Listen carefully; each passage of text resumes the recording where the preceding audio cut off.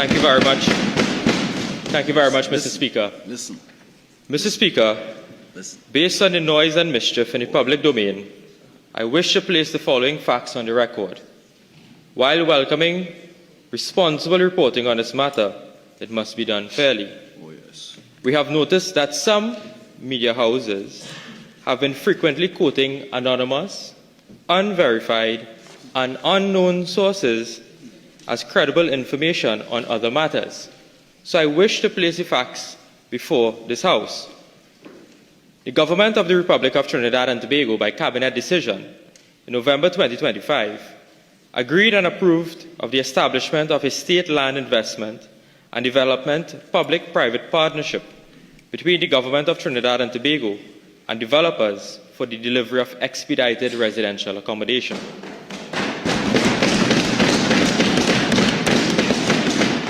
In January 2026, Cabinet further agreed that a new state enterprise, Landmark TT Properties Limited, would be incorporated as a state enterprise responsible for the PPP between the government and the developers.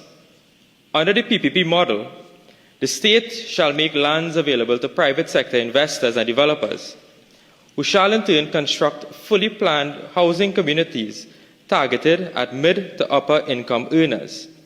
These housing units will be situated in gated communities with modern design and amenities to cater for the working class. For many years, state lands have been underutilized, having been occupied illegally and in some instances used to favor friends and finances of the PNM at no true benefit to the government and citizens, but rather for personal and selfish gain. However, this government's approach is quite different. Several parcels of land were identified to be transferred to Landmark TT Properties.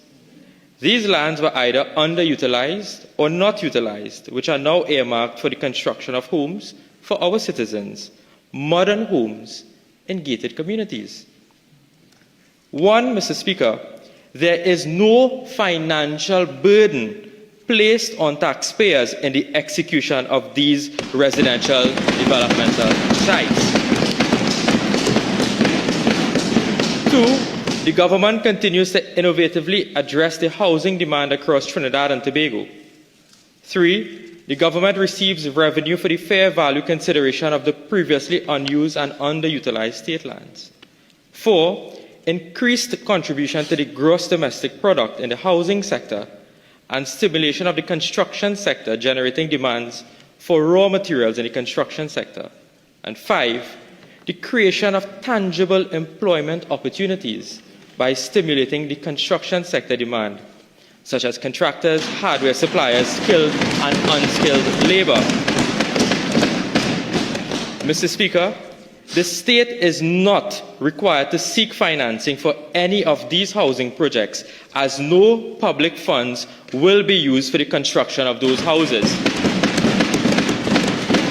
And in case you are closing your fridge door and you didn't hear, the state is not required to seek financing for any of these housing projects, as no public funds will be used for the construction of these homes. The developers will be required to fund the entire construction and infrastructural cost of the projects. There is political mischief when inaccurate and bogus information is spewed in the public domain that lands were transferred to the developer at peppercorn rate. That is absolutely untrue. The current model is that Landmark TT, being the holding company of the state lands, will make the lands available to the developer but not transfer title of the lands to the developer. This is unlike the PNM PPP project, where the PNM transferred prime state lands to a particular contractor at a peppercorn rate. The lands were then used as security by the contractor to access funding for the project. The said contractor approached a state bank using state lands as security. The state is now required to pay the contractor the sum of $400 million for the building that the Ministry of Health occupies. That contractor is NH International. Emil Elias, a personal friend of Keith Rowley, who is before the courts for sexual offences of minors. That is governance PNM style. That's a fact. Under our PPP model, I reiterate, no state lands were transferred to any developer. The developer has to get their own financing. Following the design, build, finance model and agreed payment schedule, the contractor is responsible for funding the entire development cost. No money will be collected by the developer until the units are actually sold. So upon sale of the unit on the open market, the landmark TT will keep its share of the proceeds for the land, and the developer will then be paid for the construction of the housing unit. Simple matter.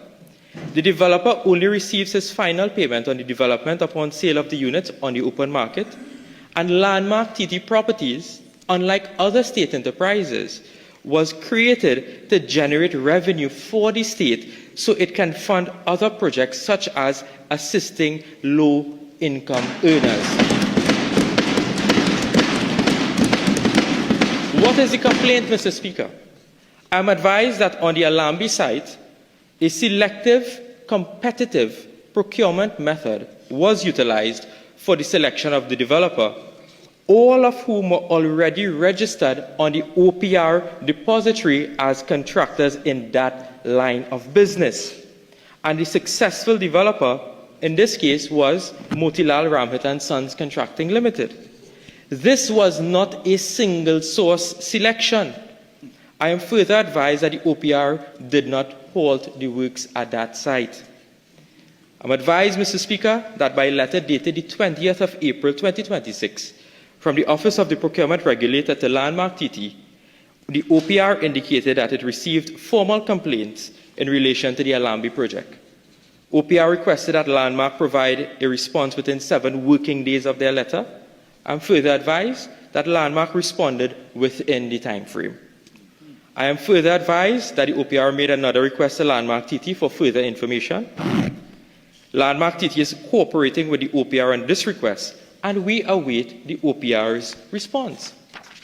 I wish to categorically state that we welcome that the OPR has given attention to these matters. We have now learned that through the media that this complaint was initiated by a former PNM housing minister representing a well-known PNM activist, Mr. Randall Mitchell, representing one Wendell Eversley. One wonders, Mr. Speaker, whether if a known PNM contractor was awarded any contract, who would have lined their pockets and contributed to the construction of the Balize House. I ask, Mr. Speaker, if the opposition's behavior would have been different. After the PNM's loss of general election 2025, work on Balize House has stopped immediately. I wonder why. But I also wish to state, Mr. Speaker, that equal attention and rigor be given to projects and contracts awarded under the previous administration, such as the billion-dollar acquisition of pharmaceuticals by NIPDEC, the $100 million secondary roads rehabilitation and improvement company, and the RDC racket, where there were serious problems of bid rigging, corruption, and collusion. Based on the last annual report filed by the OPR 2023 to 2024, I wish to share a breakdown of the value and procurement methods used by the PNM. The OPR represents for fiscal 2023 the following. A, open bidding, value $1.83 billion. Limited or selective bidding, $3.8 billion. Mr. Speaker, hear this one. Non-competitive bidding, single sole source selection, $6.8 billion.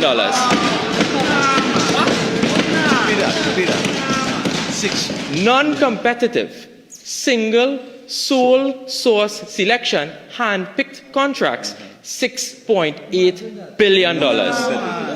The PNM was in power at that time. And Mr. Speaker, $0.69 billion, they did not specify which procurement method that they used. However, Mr. Speaker, I can inform you of a sole select, non-competitive award that was issued under the former PNM administration.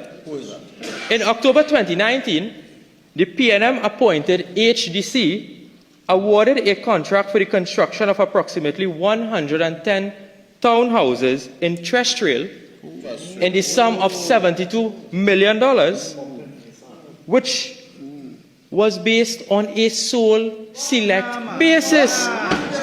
Sole select,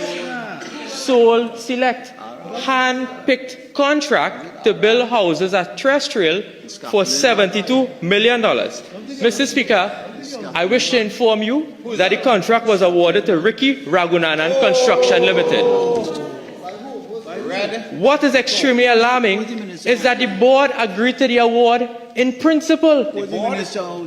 I don't understand, Mr. Speaker, what in principle means. The entire housing project has collapsed under corruption.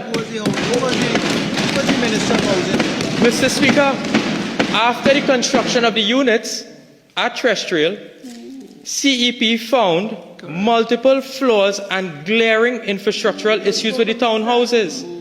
The technical report found that there was no steel in the decking and other parts of the units. Further, the ring beam of the units, which is used to secure the roof, did not have steel to tie the roof to the unit.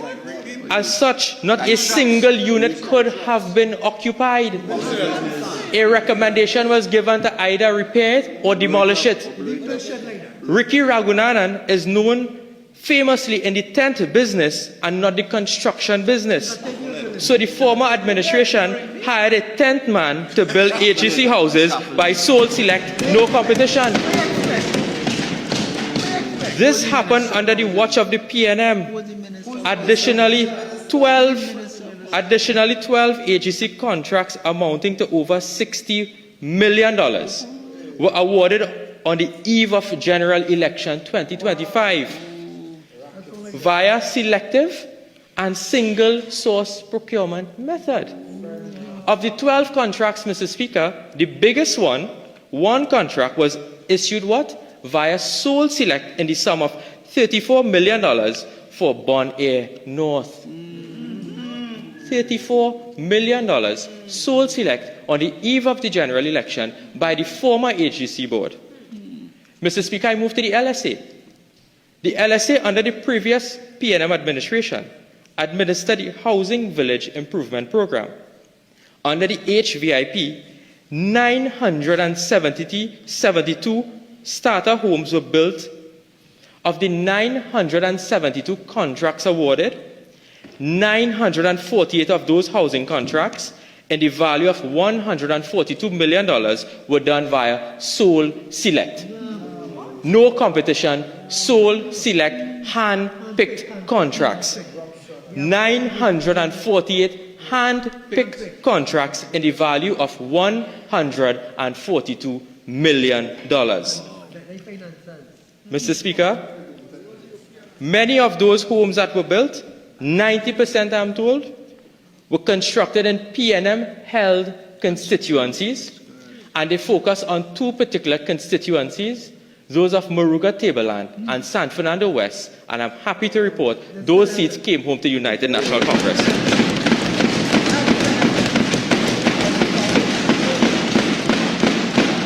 But, Mr. Speaker, I wish to state to this House that none of my family members have received any government contracts, none. However, under the PNM, the wives of PNM ministers were in receipt of multi-million-dollar contracts to pressure wash the Brian Lara Stadium. A former Minister of Health wife was a principal involved in a company called Unicom, which received contracts in the vicinity of millions of dollars involved in the refurbishment of this very Red House and the President's house. Members, relatives who now aspire to be Prime Minister received CPEP contracts. There's one member in this chamber, Mr. Speaker, who received a CPEP contract, several CPEP contracts, and a HDC house. Others were running canteen at MTS Plaza in Arangwes.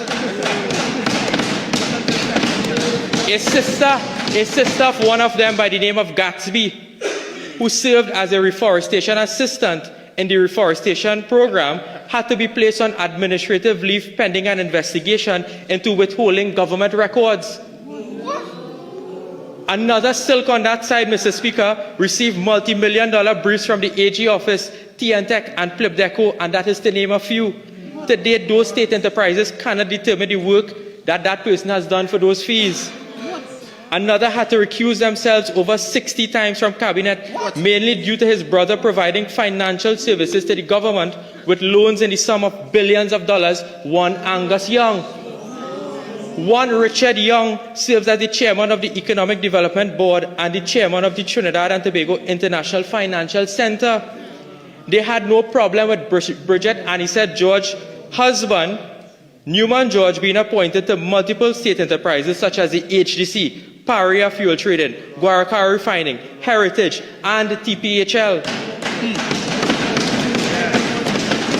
The personal friend and lawyer of the former Prime Minister Keith Rowley placed his personal lawyer, Mr. Michael Kwamina SC, on Petritrin, Paria, Guaracara, Heritage, TPHL, Caribbean Airlines, and earned almost $15 million in state briefs.